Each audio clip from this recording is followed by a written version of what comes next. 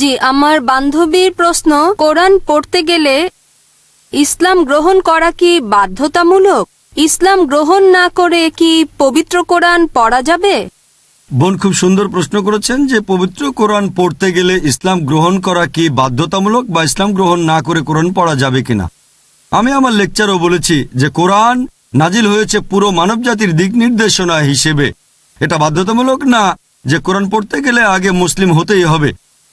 তবে ইনশাআল্লাহ যদি কোরআন পড়েন মন খোলা রেখে আর নিরপেক্ষভাবে মুক্ত চিন্তা নিয়ে, ইনশাআল্লাহ কোরআন পড়ার পরে ইনশাআল্লাহ ইসলাম গ্রহণ করবেন। আর এই কারণে ইউসুফ ইসলাম একটা সাক্ষাৎকারে বলেছিলেন, এটা ভালো হয়েছে যে আমি কোরআন পড়েছিলাম মুসলিমদের দেখার আগে।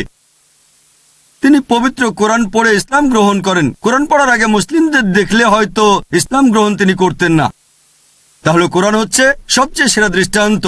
এটা পুরো মানবজাতির দিক নির্দেশনা।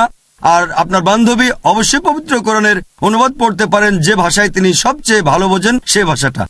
আশা করি উত্তরটা পেয়েছেন।